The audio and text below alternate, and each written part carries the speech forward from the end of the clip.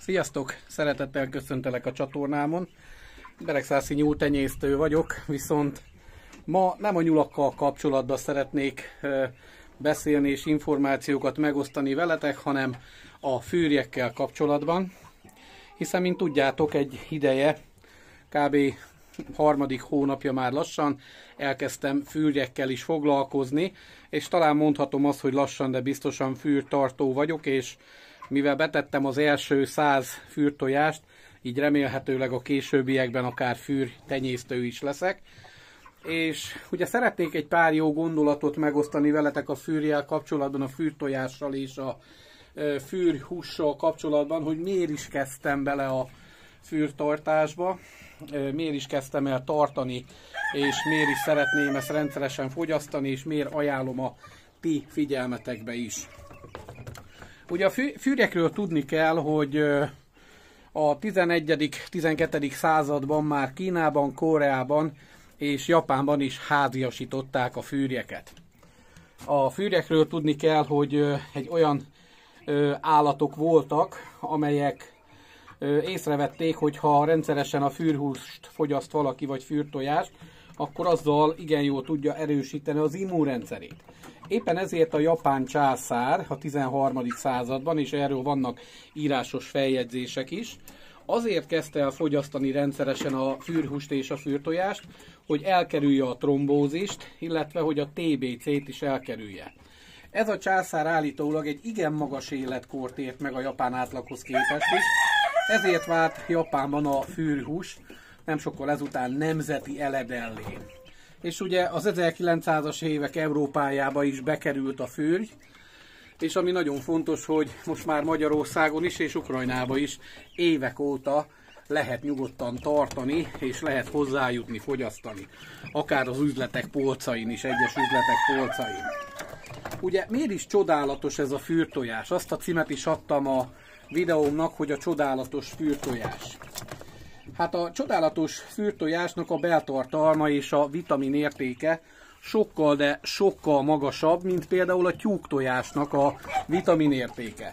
Pedig tudni kell a tyúktojásról, hogy aki minden nap megeszik egy tyúktojást, még hogyha alul is táplálkozik, tehát nem kap semmi más, csak ilyen mindenféle limlomételt, ez például volt a különböző ilyen náci táborokban, figyeltek fel rá, azok az embereknek nem volt semmilyen vitamin hiányuk, mert annyi sok vitamin tartalmaz a tyúktojás. És képzeljétek el, a fűrtojás még ettől is többet.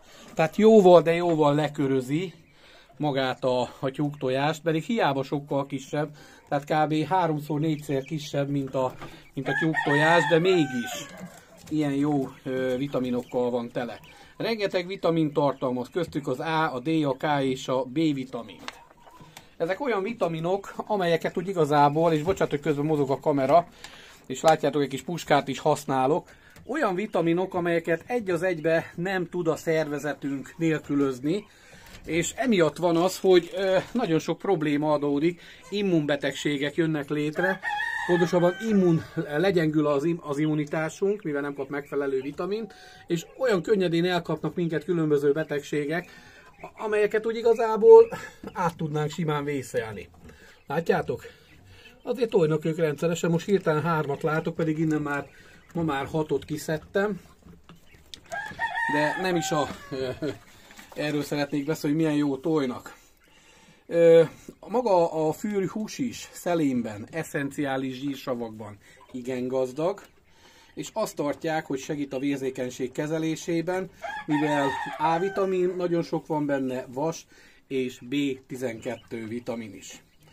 A fűrhúsnak a jellemzője, hogy nem csak olyan, mint a csirkehús, hanem a nyúlhúshoz képest is kiváló az ő hatása. Tehát korábban volt egy videóm, ahol beszéltem a nyúlhúsnak a csodálatos hatásairól, és képzeljétek el, hogy a fűrtojás és a fűrhús még ezt is übereli. Még magát a nyulat is übereli. Régóta alkalmazzák szív, érrendszeri betegségek, mozgásszervi problémák, valamint vese, máj, tüdő és emésztőrendszeri betegségek esetén. Kiemelkedően tápláló és ajánlják időseknek, terhes nőknek, gyengült állapotú betegeknek és gyermekeknek. A fogyasztása a fogszúvasodásra és a hajhullásra is jótékony hatása van. Tápanyagokban igen gazdag, gyógyítsa, illetve segíti megelőzni a köhögés és az aszmás problémákat, és régebben a korábbi civilizációkban a fürtojás sárgájával a pikkelysömört és az ekcémát is kezelték.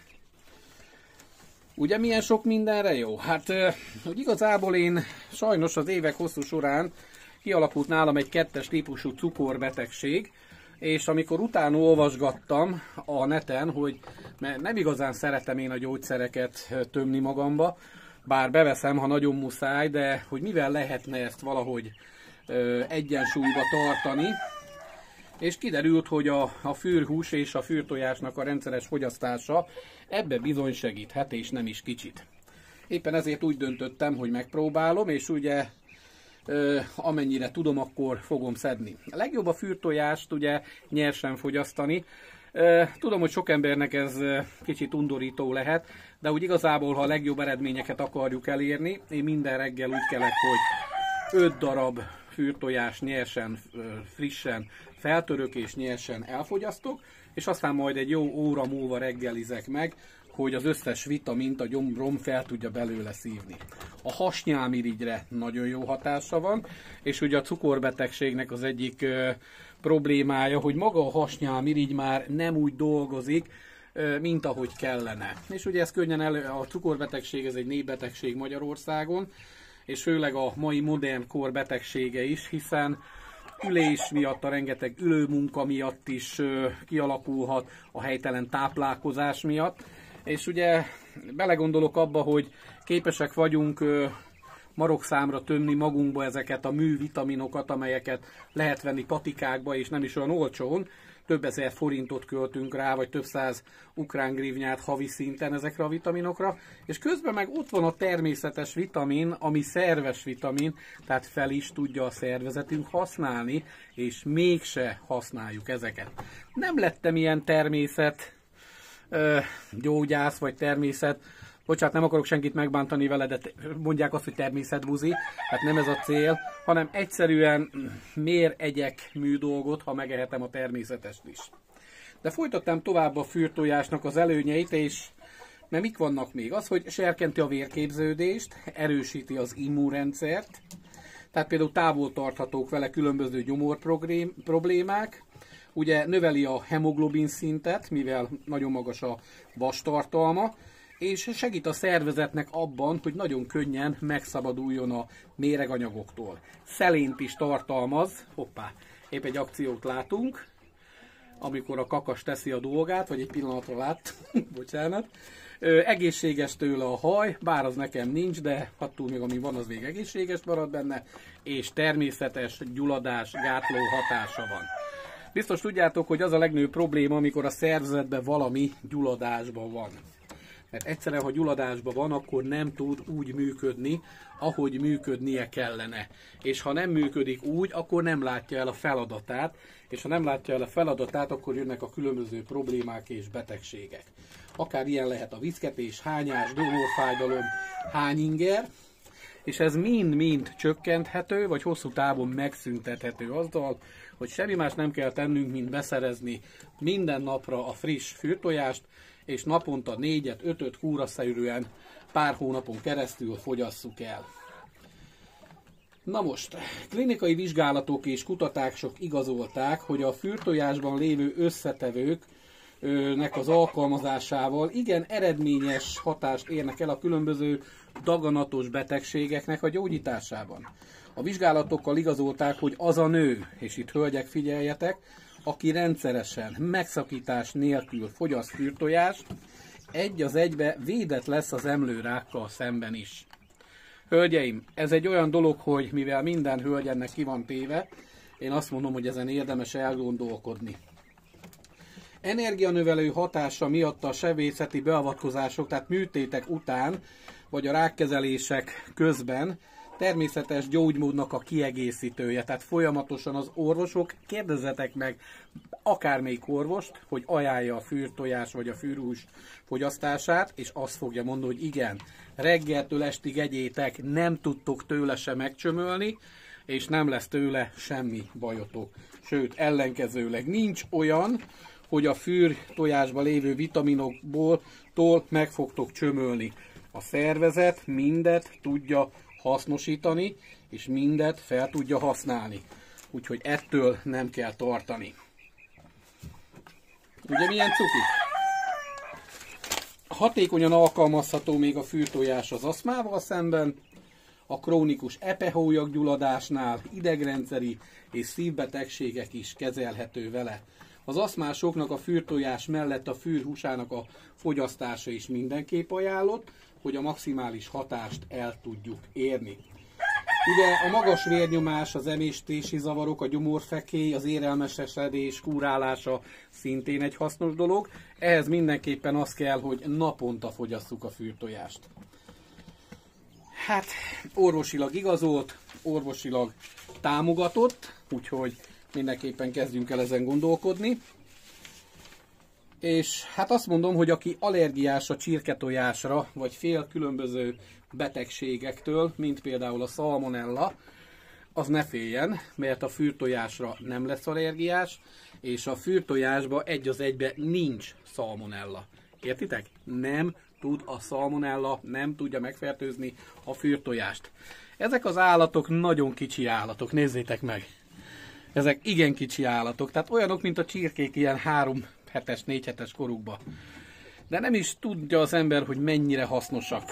Úgyhogy én javaslom nektek, kezdjetek el gondolkozni, vagy a tartáson, vagy, ha nincs rá mód, nincs rá lehetőség, mint ahogy így nekem, én kialakítottam, akkor viszont kezdjetek el gondolkozni azon, hogy a legközelebbi tenyésztőt keressétek meg, vagy legközelebbi fűrtartót, mert ott garantáltan friss fűrtojást fogtok tudni beszerezni.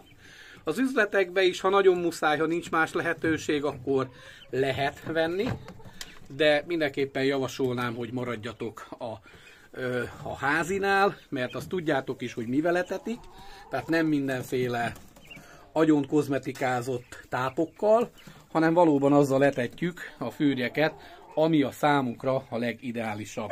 Közben a tyúkok itt már lassan, de biztosan átkapirgálják a lábomat, illetve követelőznek még egy esti nasiért, pedig már itt az idő, hogy be kellene ülni, hiszen már este lassan 6 óra van. És hát ugye megmutatom nektek, a broilerek is egy hét alatt igen szépet nőttek, bár esznek is naponta 2 ilyen bödönnel fogyasztanak el, és igen, hát mint a broilerre jellemző, megtépik egymást egy kicsit, viszont én úgy gondolom, hogy még mindig jobb, mintha a boltba venném ezeket a dolgokat. Igen, jól látjátok, beállítottam a harmadik fűrketrecet is, vagy inkább fűrporcot, ide csak 5-öt tettem bele. Még szeretnék alá is beépíteni, csak egy kicsit szélesebbre csinálni, hogy itt el lehessen járni. Még 2 szintet a fűrjeknek, illetve ha kikerülnek onnan, ahol van a pokrót felakasztva maguk a broilerek, oda is a falra felszeretnék még így körbe egy hosszú, nagy fűrketrecet, hiszen, mint említettem, betettem 100 tojást, és az a 100 tojásból nem tudom, mennyi fog kikelni, komolyan mondom, de ugye azt mondják, hogy Istennek van humora, és én tapasztalom, hogy igen, és hogyha úgy dönt, hogy a 100-ból ki kell 90, akkor elég nagy gondba leszek, hogy hirtelen hova tegyek 90 fűrjet. Hiszen ennek a 26-nak is, 25-nek is, látjátok, hogy már mennyi ideje készítem az időhiány miatt a ketreceket. És ugye itt is muszáj leszek megcsinálni, hogy legyen nekik hely, és annak pedig nem vagyok a híve, hogy agyon legyenek. Láttam egy fűrtartót az egyik videóba, és hát gyerekek, egy ennyi helyen, mint ez ennek a fele, tehát mint ennek a fele, 12 vagy 14 fűr volt benne, tehát ahova én 12-t teszek 2-szer akkora helyre. Tehát én azt mondom, hogy szerintem az nem feltétlen egészséges a számukra. Hát köszönöm a figyelmeteket, remélem, hogy adtam egy jó ötletet ahhoz, hogy kezdjetek el fűrtojást enni, fogyasztani, és húst is enni és fogyasztani. És hát bízok benne, hogy érezni fogjátok a különbséget, mert én körülbelül egy ilyen lassan 6. hete eszem, folyamatosan fogyasztom a fűrtojást, és megmondom őszintén, sokkal, de sokkal jobban érzem magam, és ez nem marketingfogás, érzem magamon a különbséget. Hát további szép estét és jó pihenés nektek, sziasztok!